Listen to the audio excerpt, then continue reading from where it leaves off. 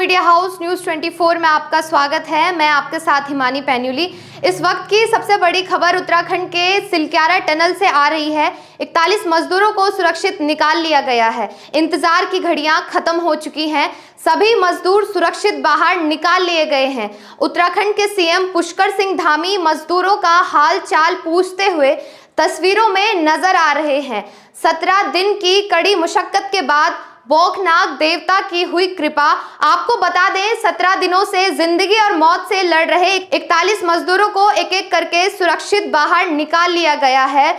मजदूरों के परिजन टनल के बाहर जिस आस में खड़े हुए थे वो घड़ी आ गई है। सभी परिजनों के चेहरे पर मुस्कुराहट देखी जा सकती है। इस मौके पर उत्तराखंड के सीएम और केंद्रीय मंत्री मजदूरों का हालचाल पूछते हुए नजर आ रहे हैं। देश के प्रधानमंत्री नरेंद्र मोदी लगातार इन 17 दिनों में उत्तराखंड के सीएम से अपडेट लेते रहे। आज पूरे देश के साथ सभी मजदूरों के परिजनों ने किया देश के प्रधानमंत्री को धन्यवाद। जो भी लोग इस वीडियो से जुड़े हैं, वीडियो को शेयर जरूर करें। चारधाम यात्रा मार्ग पर जो सिलक्यारा में टनल था वो कोलैप्स हुआ था, लेकिन आज हम सब बहुत खुश हैं क्योंकि हमारे श्रमिक भाई आज बाहर आए हैं। मैं आदरणीय प्रधानमंत्री जी का, उनके प्रधान सचिव का और अपने उत्तराखंड के मुख्यमंत्री जी का बहुत आभार व्यक्त करना चाहती हूं।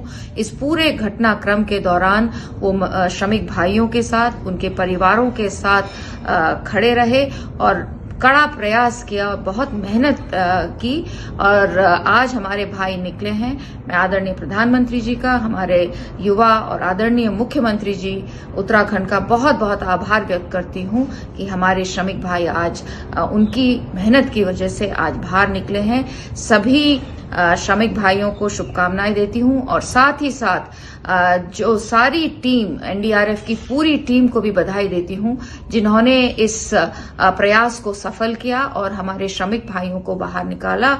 आज हम जो हमारे नीलकंठ महादेव हैं, सिद्धबली बाबा हैं, उनका भी धन्यवाद करती हूं कि आज हम लोग, हमारी सरकार हमारे श्रमिक भाइयों को निकालने में सफल हुई।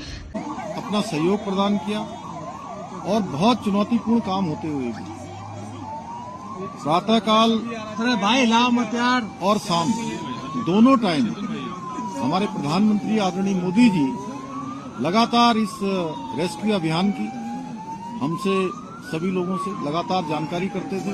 लगातार अपना जो सहयोग देना था, जो उनका एक संबल था और उनका जो एक सहयोग और हम लोगों को जो भरोसा था और जो उन्होंने, मैं कहूं व्यक्तिगत रूप से उन्होंने मुझे एक काम भी दिया हुआ था, ये ड्यूटी दी थी कि किसी भी तरीके इन सबका समन्वय करते हुए बाहर निकालना है।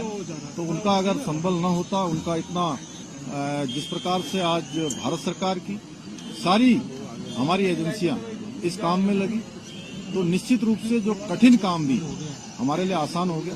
मैं उनका भी धन्यवाद करता हूं कि और अभी भी उन्होंने, जैसे ही हमारे सभी श्रमिक भाई बाहर आए, उनका अभी दूरभाष पर फोन आया था और उन्होंने कहा कि सभी को मेडिकल उनका चेकअप ठीक से करना है, उनके परिजनों की सबकी कुशल क्षेम जानी, उनकी चिंता करनी है, उनके घरों तक ले जाने की उनकी व्यवस्था करनी है।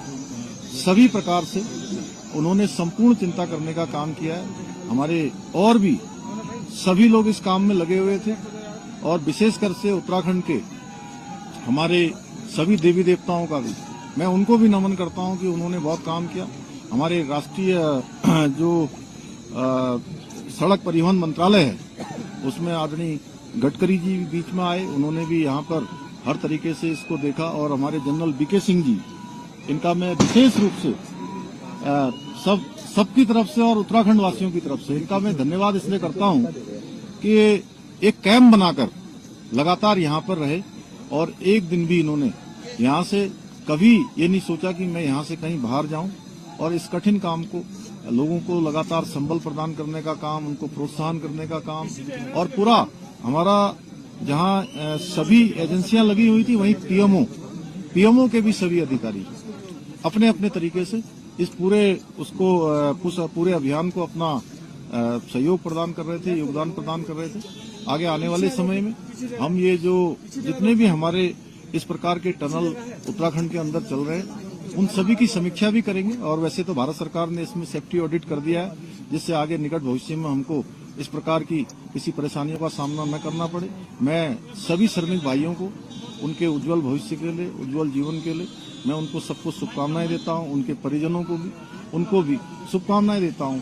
और लगातार इतना कठिन चुनौतीपूर्ण काम, जिसमें आपने देखा कि ऑगर मशीन मंगाई गई और पहले इंदौर से मंगाई गई, हैदराबाद से मंगाई गई, और जिस प्रकार से मशीन बार बार अंदर टूट जा रही थी, जिस प्रकार से फंस जा रही थी, वहां पर गडर आ जा रहे थे, तमाम हार्ड रॉक आ जा रही थी, उसके कारण से वो बार बार रुक रही थी।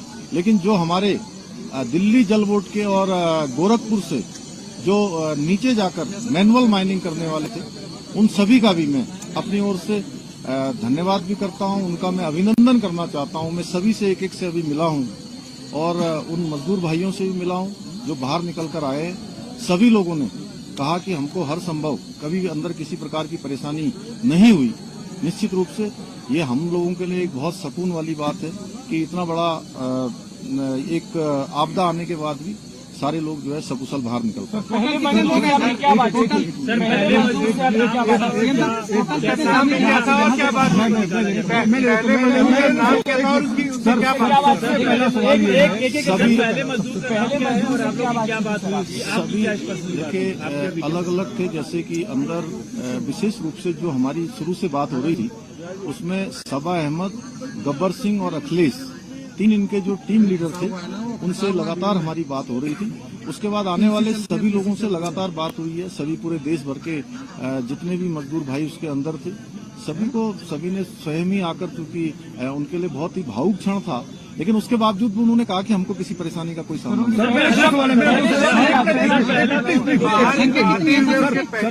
देखिए उनको मैं बता रहा हूँ, उनको उन्होंने ये कहा कि मैंने कहा आप लोगों को अंदर किसी प्रकार की कोई चिंता तो नहीं हो रही थी? उन्होंने कहा नहीं, शुरू के दिनों में जरूर हमको चिंता हुई, लेकिन उसके बाद से जब आपसे बात हो गई, अन्य सभी लोगों से लगातार कम्युनिकेशन होने लगा, तो हमको पूरा भरोसा हो गया था कि आप लोग हमारी चिंता कर रहे हैं और हम अंदर नहीं रहेंगे, हम बाहर निकलेंगे। एक मिनट, सवाल ये है कि क्या अब जो रेस्क्यू के करने गए हैं, नहीं वो अच्छा प्रश्न पूछा, मैं बता रहा हूँ। एक मिनट इन्होंने जो पूछा मैं बताता हूँ।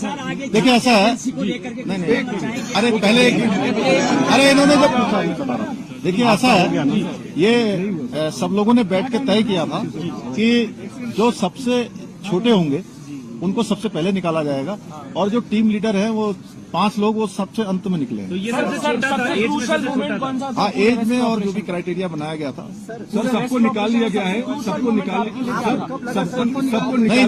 जिस दिन देखिए ये 16 तारीख को जिस दिन ये अभियान तेजी से चल रहा था और लगभग 24 मीटर के आसपास पहुंच गया था, अचानक वाइब्रेशन तेज होने लगा और मशीन भी अंदर जाकर फंस गई।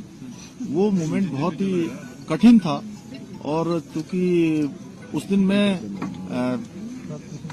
एक कार्यक्रम के बाद मैं जैसे ही भोजन करने को जाने वाला था 3-3:30 बजे, और मुझे जैसे सूचना मिली तो वो मुझे एकदम से बहुत बड़ा मुझे एक झटका जैसा लगा। लेकिन मेरा ईश्वर पर और बाबा बौखनाथ पर पूरा भरोसा था कि वो निश्चित रूप से सबका जीवन बचाएंगे, सबको सुरक्षित बाहर निकालेंगे, और उनका आशीर्वाद और उनको पूछने दो। अब आगे की प्रक्रिया क्या होगी? देखिए अभी उनको अस्पताल भेजा जाएगा, 24 घंटे के ऑब्जर्वेशन में रखा जाएगा और उनको घर भेजा जाएगा। देखिए ऐसा है कि अभी वो सारे के सारे एक लंबी, चूंकि हवा पानी और एक अलग वातावरण से बाहर आए हैं, तो अभी जो डॉक्टरों की सलाह होगी उसके आधार पर ही हम लोग काम करेंगे। उसके आधार पर उसके बाद उनको घर भेजना होगा या जो भी करना होगा, पहले मेडिकल सुपरविजन में उनको रखा जाएगा, उनकी मॉनिटरिंग की जाएगी, उसके बाद आगे की कोई क्रिटिकल तो नहीं, कोई क्रिटिकल नहीं, सारे सामान। एक मिनट इनको पूछने दो, उसके बाद आपके पास आ रहे। सर, वर्कफोर्स कितना था, कितने लोगों को लगाया हुआ था, खासतौर पर अगर ऑपरेशन की बात करें? कितना बड़ा इन टर्म्स ऑफ नंबर? देखिए अब ये नंबर तो मैं आपको देख के बता दूंगा, लेकिन इसमें जिन जिन लोगों की भी आवश्यकता पड़ी और देश के अंदर और विदेशों में भी जो टेक्नोलॉजी और जो विशेषज्ञ इसके थे, हमने सभी से कंसल्ट किया था और जो सबसे अच्छा रेस्क्यू हो सकता था उस तरफ हम लोग बढ़े। हालांकि कठिनाई आई। जी सर बोलिए। जी सर, तो वो अभी एस्टिमेट लगाना मुश्किल है। वो आपको बता देंगे अलग से। और जितने भी लोग लगे यहाँ पे कौन थे? आपका हो गया।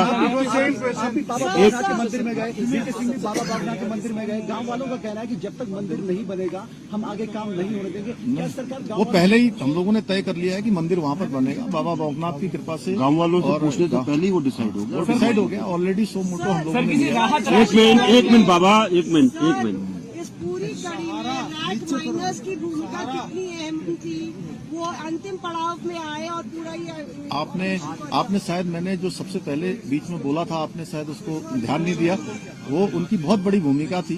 दिल्ली जल बोर्ड से भी आए थे, गोरखपुर से भी आए हुए थे। उन लोगों ने मैनुअली जाकर जो काम किया वो बहुत निर्णायक इस पूरे अभियान को निर्णय तक पहुंचाने का काम उन्होंने भी किया है। सर, मजदूरों के लिए किसी राहत राशि का ऐलान किया गया? कोई समर्थन राशि उनके लिए?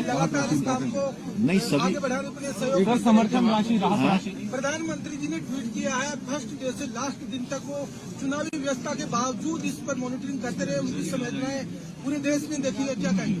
मैंने आपको वो शुरुआत में ही कहा था कि माननीय प्रधानमंत्री जी का अगर इतना विशेष इस पर अभियान पर ध्यान नहीं होता, विशेष उनका जोर नहीं होता, तो इतना कठिन चुनौतीपूर्ण अभियान इस तरीके से पूर्ण करना आसान नहीं होता। और उन्होंने और अभी भी उनका कितना ध्यान है कि प्रातःकाल जब वो चुनाव अभियान में निकलते होंगे, प्रत्येक दिन जानकारी लेते थे और किस प्रकार से रेस्क्यू अभियान को चलाना है उस प्रकार से करते थे। एक तरह से मैं उत्तराखंड का मुख्य सेवक हूँ, मुझे उन्होंने एक काम दिया हुआ था कि किसी भी तरीके से इस काम को सफलता की ओर ले जाना है। हाँ, कोई और है? आपने कब ठाना कि मुझे यहाँ कैंप करना पड़ेगा और आपने लगातार कैंप किया? नहीं, मैं दीपावली के अगले दिन यहाँ आया था और उस दिन के बाद फिर मैं लगातार यहाँ आता रहा। और एक समय ऐसा आया कि अभियान हमारा बहुत तेजी से आगे बढ़ रहा था, फिर बीच में रुका। जब बीच में अभियान रुका तो उसके बाद मैंने तय किया कि जब तक ये अभियान पूरा नहीं होगा मैं सारा कामकाज यहीं पर रुककर करूंगा, कामकाज भी करूंगा और इस अभियान को भी पूरी तरह से देखूंगा। एक मिनट। नहीं, राहत राशि के लिए देखिए, राहत राशि के लिए हमने अभी सभी श्रमिक भाइयों के लिए अपने उत्तराखंड राज्य की तरफ से 1-1 लाख रुपए की जो है व्यवस्था की है। 1-1 लाख रुपए की जो है कल हम उनको सभी को चेक सौंपेंगे और भी जो सहायता होगी वो करेंगे।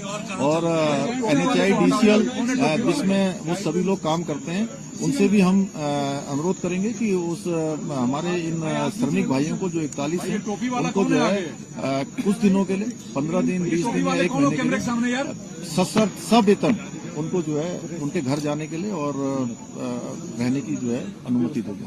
धन्यवाद सर। कितने घंटे की एक मिनट इनको पूछ लेने दे भाई। Sir, may be in terms of the cost जो भी लगी या वर्कर्स, और दूसरा क्या एयरलिफ्ट करने की बात आ रही है? नॉट फॉर मेडिकल बट घर जाने के लिए।